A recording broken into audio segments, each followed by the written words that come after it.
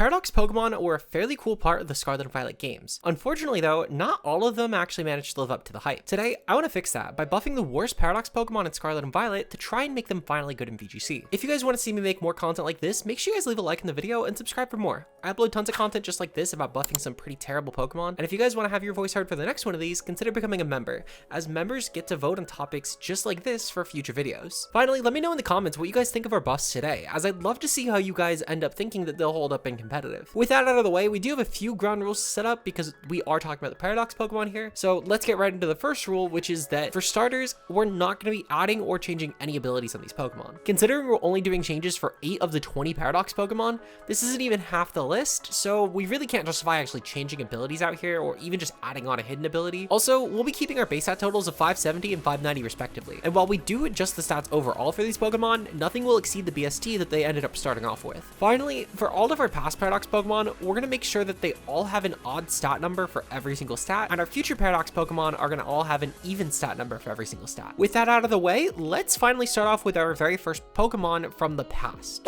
Now, most of the past Paradox Pokemon we're going to discuss today are just shy of being really terrifying in VGC, especially considering how much they do for Sun teams, which are already fairly potent in doubles this generation. There's still going to be 3 options though that don't really hold up that well in doubles, with the first being Slitherwing. Now, Slitherwing is probably one of the worst options to use in this generation, and if Terra didn't exist, we probably would never have even seen this thing remotely used. 2 of the biggest factors that are holding it back are going to be the moveset that's just shy of making it really strong in doubles, and then the stats that end up holding it back, specifically its speed, where it ends up being just a bit too slow for the format. For the first change, let's adjust its stats a bit. We're going to remove 24 points from its special attack and move it all the way over to speed to bump it up from 81 base speed to 105. This is going to allow Slitherwing to outpace Pokemon like Urshifu forms and both Landorus's, while taking advantage of some decent, really strong damaging moves to make sure it can still wall break well. The bigger thing we'll need to add on here though is a more consistent means of setup, since the best way to boost its damage is boost energy and bulk up, which for a Pokemon with this many weaknesses is a little bit slow. I'll be adding on the move Sword Stance to Slitherwing to shatter teams with its very limited time in the field, and Mega Horn to truly lean into its terrifying Bug Stab. With a similarly high base power move now to Flare Blitz in close combat, this will be a very good Pokemon. The old Slitherwing was pretty bad in doubles, but this new version I could totally see at least having been a really strong and respectable threat in Regulation B and C, if not the rest of the generation. Now, of all the Pokemon we're going to discuss today, Bonnet is probably the closest we have to something that already is actually kind of viable. This thing has had its moments from time to time, but overall, the gap between this and a Pokemon like Great Tusk is pretty massive. Because of this, I do want to be careful with buffs though, because there's a few areas that Bonnet is lacking in, but it is still a fairly overwhelming Pokemon. We are going to start off with fixing its speed stat here, which is going to allow us to slow down Bonnet quite a bit to make sure it can actually underpace threats like Iron Hands and Ursaluna, so it can finally be really strong on Trick Room next to Torkoal. We're going to remove 20 points from its speed and make sure that each of its defensive stats get increased by 10 points. We're also going to give it a few new tools to better utilize its offensive stat that it has, with the first one being Knockoff. Now with Knockoff, this is actually a fairly strong damaging option on Bonnet because it has a really high attack stat of 127, and even with very little investment, this will give you a lot of reward. Removing items and also dealing some high power dark type damage is going to be pretty huge here. And we're also going to add on bulk up for a really good way to set up both offensively and defensively for Bonnet. This will be huge for sets like Spit F Bonnet that can hopefully allow it to be a really good mainstay. Between Sucker Punch, Bullet Seed, and Knockoff, this will have a great option of moves to actually partner with bulk up as well to deal some very heavy physical damage, but for good measure, I do want to lean very heavily into that Phys Def set and also add on the move Acid Armor. Now Bonnet already has access to the move Body Press, which deals damage from its physical defense stat, meaning that Acid Armor will be a very strong way to consistently set up with Bonnet, making sure that these defensive stats do really well without giving it as overwhelming of a setup move as Sword Stance. Since at the very least, while Sword Stance would boost every move but Body Press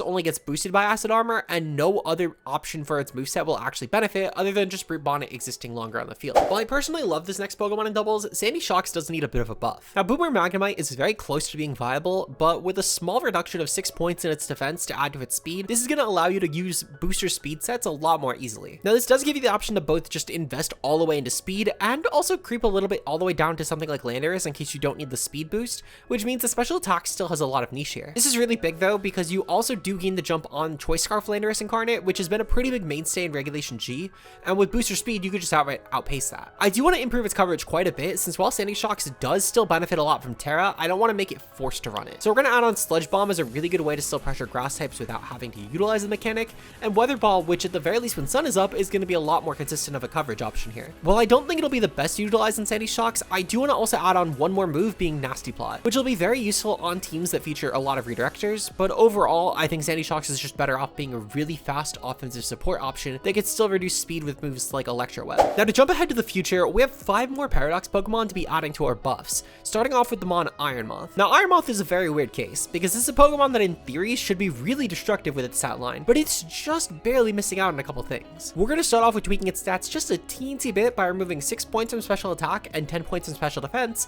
in order to give these all to its speed. Now raising this by 16 points in speed does allow booster speed to proc without having to remove half of your special attack investment, and this should long term benefit Iron Moth a lot in doubles. There is another area where it is missing out on, quite a bit at least, and that is in the moveset, which specifically the move Sludge Bomb has been very noticeably missing here. We're going to add on Sludge Bomb as this will allow Iron Moth to finally be a Flutter Mane check again and force it to actually have to run moves like Psyshock and Power Gem. We're also going to add on for good measure moves like Earth Power and Thunderbolt that are going to be a much needed use for its coverage. Since while you do have other options like Discharge for coverage for Electric Terra right now, Thunderbolt is still a much better single target option for you in most cases, and Earth Power will be great for opposing Fire and Steel types. Now while Iron Moth is going to be at least a fairly terrifying option with these buffs, at the same time though, it can't really afford to run all 4 of these moves in a game without giving it Protect, so we've at least balanced it out a bit by giving it some serious forward move slot syndrome, and I do think that this will at least help balance out how much we made Iron Moth better in the game. Now after it's showing at Worlds, you'd think that Iron Treads really shouldn't be in this video, but it still has a lot of issues. For starters, for an offensive Pokemon, this is a pretty pitiful offensive stat at base 112, so we're going to take away 10 points from its defense to add on to this physical attack stat, making it hit just a bit harder. Now the bigger issue frankly was never its stats, it's a lack of strong heavy hitting moves. We're going to add on a ground type stab of Headlong Rush to give it a really strong single target ground type option that is no longer just weakened by Rillaboom or hitting for low damage in general. Finally, for some other coverage options, I want to add on Temper Flare to cover both the stab options for Iron Treads and Miraidon, as grass types would wall both of them, and also we're going to add on Ice Shard specifically to help with the Landorus matchup, as Landorus would be a really decent check otherwise, and with this you could deal at least half of its health while making sure you have a priority way to hit it. Now this next Pokemon is honestly just so bad, I genuinely had to struggle of thinking of ways to actually improve it. I don't know if we necessarily saved Iron Thorns with this, but at the very least, I do think a start is by changing its typing. We'll be adjusting its typing from Rock and Electric to Rock and Dragon, which at minimum does get rid of its very bad 4x weakness to ground. We're going to also remove 10 points from its defense and special attack stats in order to give it an extra 20 points in speed, bringing it up to a pretty respectable base 92 speed. Now I didn't want to go too overboard here, as Iron Thorns does already get moves like Dragon Hits to boost its speed and attack, and I thought if we brought it up into the hundreds, it might be a bit overkill. But at the very least, this does add on quite a bit of additions to Iron Thorns that will hopefully help. Now if you were looking for a speed buff here that's even past 92, you're in luck, because at least we are going to add on the move Accel Rock to still do some very powerful rock type damage that's going to nail through most opponents. And for good measure, I did want to add on an extra Dragon Stab, as while Iron Thorns already gets plenty of Dragon type offensive moves, I felt like Outrage was very noticeably missing from this moveset, and with Terra Dragon boost your attack, this actually deals quite a bit of damage. For context, this is actually such a strong option that it can 2-hit KO even Max Dozo that's leaning very heavily into Fizz Death, which Dondozo actually usually can't afford to do, and especially for these solo Dozo teams, this is a great way to wall break you without having to really play around most Terra options it runs. Now with just 2 options left for Paradox Pokemon, let's break into 2 of the 590 BST options, specifically 2 of our Swords of Justice Paradox Pokemon being Iron Leaves and Iron Boulder. Now Iron Leaves, similar to Iron Treads, at least did see some minor success at Worlds, and it is pretty close to being a viable Pokemon, despite being a very massive Terra Hog. Now for the sake of these Pokemon sticking to their current trend of how they interact with the Swords of Justice of Unova, I'm not going to change any of their typings, though Iron Leaves really could use it. We're going to be removing 10 points from Iron Leaves special defense stat and giving it to its speed stat, making booster speed stats a lot more comfortable here. Now I don't think that Iron Boulder needs any stat boosts for it whatsoever, so we're going to skip right onto the thing that they both share in common, being that they're both missing very crucial stab options for their typings. Now I do have to preface, at least in Iron Leaves case, Leaf Blade for the current format when Dozagiri does exist is actually probably going to be your best grass stab here, but thinking long-term into either a format where Dozagiri just is really unviable, or in a generation when Dozagiri just doesn't exist, I want Iron Leaves to have Horn Leech and Power Whip, as Horn Leech will help a lot with giving it some much-needed sustain here, and Power Whip will just be a great high-power option that's going to be a lot more consistent damage than Leaf Blade would be. Meanwhile, for Iron Boulder, it's really just missing one very common stab move that a lot of Rock-type Pokemon get, being Rock Slide, which for a Pokemon that's as fast as Iron Boulder is with a Rock typing for its stab option, Rock Slide being missing from this moveset is very crucial here, as it's definitely the best rock type move Iron Boulder would ever run, despite Mighty Cleave being a very broken move objectively. Now there is one more move I want to add on to both Pokemon, as both Pokemon do need some ground coverage. so I'll be giving both Stomping Tantrum. For Iron Leaves, this is going to be a huge buff to properly combat fire and steel types, and for Iron Boulder, Stomping Tantrum just has incredible synergy with its rock stabs. This should allow both Pokemon to need a lot less moves in order to defeat any given matchup. I think at the very least, this should hopefully fix our Sword Paradox Pokemon,